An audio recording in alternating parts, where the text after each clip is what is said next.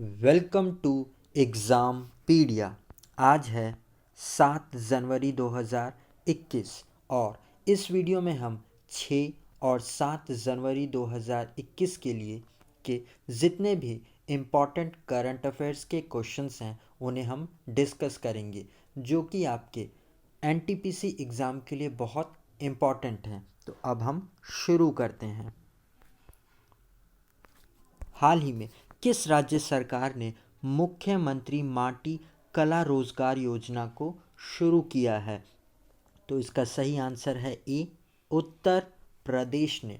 तो अभी उत्तर प्रदेश सरकार ने राज्य में प्लास्टिक से बने सामानों को रोकने के लिए और मिट्टी कला को बढ़ावा देने के लिए ये मुख्यमंत्री माटी कला रोजगार योजना को शुरू किया है। तो इस रोजगार योजना के तहत कुम्हार जाति को 10 लाख रुपए तक का ऋण 25% सब्सिडी के साथ दिया जाएगा। ये योजना उत्तर प्रदेश सरकार की तरफ से सबको स्वरोजगार बनाने के क्रम में एक प्रयास के तौर पर देखी जा सकती है। तो आप इसे ज़रूर याद रखिएगा कि उत्तर प्रदेश सरकार ने प्लास्टिक से बने सामानों को रोकने को कम करने के लिए और मिट्टी कला को बढ़ावा देने के लिए ये मुख्यमंत्री माटी कला रोजगार योजना को शुरू किया है। अब हम आगे बढ़ते हैं। हाल ही में किस राज्य सरकार ने किसान फसल राहत योजना को शुरू किया है? तो इसका सही आंसर है बी, झारखंड सरकार ने। तो अभी झारखंड सरकार ने ये किसान फसल राहत योजना को शुरू किया है, जो कि भारत सरकार की प्रधानमंत्री फसल बीमा योजना की जगह लेगी।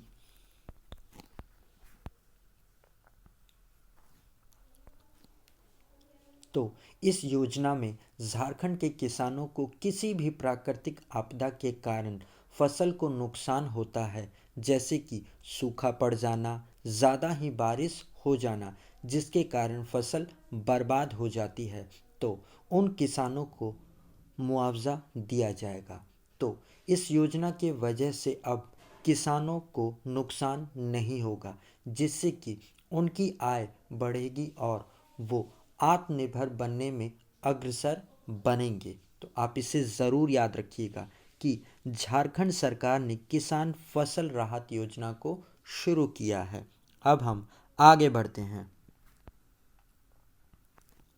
हाल ही में किस राज्य सरकार ने डिजीनेस्ट नामक मोबाइल एप्लीकेशन को लॉन्च किया है? तो इसका सही आंसर है सी, पंजाब सरकार ने। तो अभी पंजाब के जो मुख्यमंत्री हैं कैप्टन अमरिंदर सिंह, उन्होंने राज्य के लोगों के डिजिटल पहुंच को सुनिश्चित करने के लिए ये डिजीनेस्ट नामक मोबाइल एप्लीकेशन को लॉन्च किया है। तो पंजाब के इस डिजीनेस्ट मोबाइल एप्लीकेशन की मदद से लोगों को काफ़ी आसानी से सरकार की नई नीतियों, नई स्कीम्स, साथ ही कोरोना संबंधी जानकारी भी मिलेगी। तो आप इसे ज़रूर याद रखिएगा कि पंजाब सरकार ने लोगों के लिए डिजीनेस्ट नामक मोबाइल एप्लीकेशन को लॉन्च किया है। अब हम आगे बढ़ते हैं। हाल ही में पूर्वोत्तर का पहला अदरक प्रसंस्करण संयंत्र यानी कि जिंजर प्रोसेसिंग प्लांट कहाँ स्थापित किया गया? तो इसका सही आंसर है डी, मेघालय में। तो अभी भारत के नॉर्थ ईस्ट रीजन का ये पहला अदरक प्रोसेसिंग प्लांट को मेघालय के री ज़िले में स्थापित किया गया है। एक्चुअली में भारत के उत्तर पूर्वी क्षेत्र में हर साल लगभग 4,50,000 मैट्रिक टन अदरक का उत्पादन किया जाता है, लेकिन प्रसंस्करण और कोल्ड स्टोरेज नहीं होने के कारण इसे स्टोर नहीं कर सकते। तो ये खराब ना हो जाए इसलिए इसे कम दाम में बेचना पड़ता है, लेकिन अब ऐसा नहीं होगा, क्योंकि कम दाम में पूर्वोत्तर का पहला प्रोसेसिंग प्लांट को मेघालय में स्थापित किया गया है। इसे मेघालय के री-बोई जिले में स्थापित कर दिया गया है। तो आप इसे ज़रूर ध्यान रखिएगा। अब हम आगे बढ़ते हैं। हाल ही में कितने वर्षों के लिए भारत को IUCN समर्पित एशिया संरक्षित भागीदारी का सह अध्यक्ष चुना गया है? तो इसका सही आंसर है सी, 3 सालों के लिए।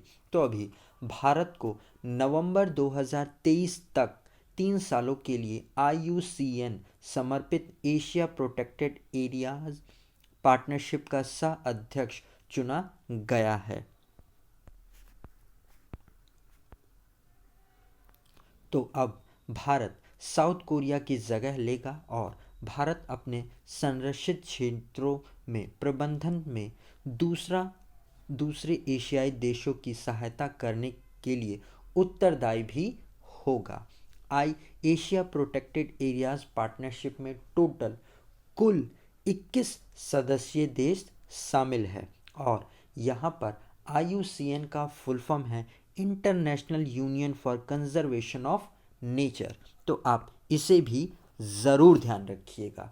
और गाइस, अगर ये वीडियो आपको अच्छा लग रहा है और आपके आने वाले एग्ज़ाम के लिए हेल्पफुल है तो इसे लाइक और अपने फ्रेंड्स के साथ शेयर ज़रूर करिएगा। और अगर आप इन वीडियोस को पहली बार देख रहे हैं और इस चैनल पर नए आए हैं तो जाने से पहले इस चैनल को सब्सक्राइब और पास में आए हुए बेल आइकन को ज़रूर प्रेस करिएगा, जिससे कि आपको आने वाले वीडियोस के नोटिफिकेशंस मिल सके। अब हम आगे बढ़ते हैं। हाल ही में किसने मिस्ड कॉल सुविधा यानी कि मिस्ड कॉल फैसिलिटी को शुरू किया है? तो इनका नाम है ए, धर्मेंद्र प्रधान। तो अभी हमारे पेट्रोलियम, नेचुरल गैस और स्टील मिनिस्टर धर्मेंद्र प्रधान ने उड़ीसा के भुवनेश्वर में LPG ग्राहकों के लिए ये मिस्ड कॉल फैसिलिटी को शुरू किया है।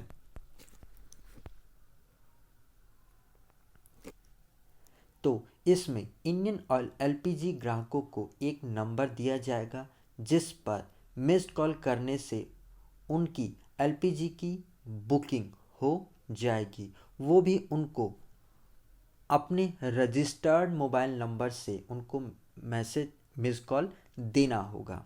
वैसे तो ये सुविधा केवल इंडियन ऑयल के ग्राहकों के लिए शुरू की गई है अभी फ़िलहाल तो। और इंडियन ऑयल के गैस सिलेंडर्स के नाम होते हैं इंडियन, INDIANE। तो आप इसे भी ज़रूर याद रखें। अब हम आगे बढ़ते हैं।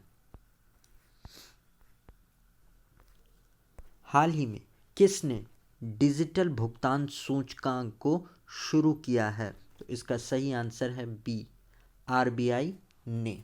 तो अभी RBI ने देश भर में डिजिटल भुगतान का पता लगाने के लिए ये डिजिटल भुगतान सूचकांक को जारी किया है।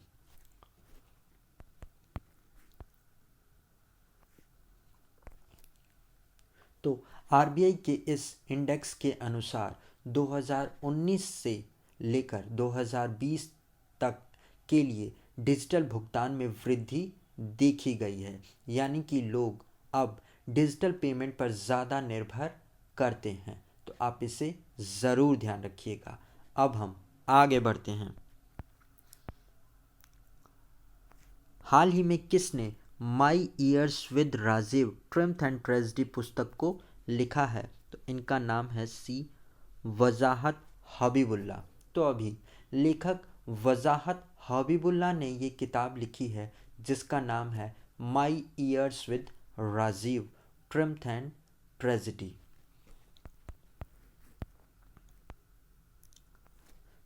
तो इन्होंने इस बुक में पाकिस्तान से निपटने में राजीव गांधी सरकार के प्रयासों के बारे में लिखा है। उनकी सरकार के महत्वपूर्ण फैसलों को बताया है इस बुक में, जिसका नाम है my years with Rajiv triumph and tragedy. तो आप इसे भी ज़रूर ध्यान रखिएगा।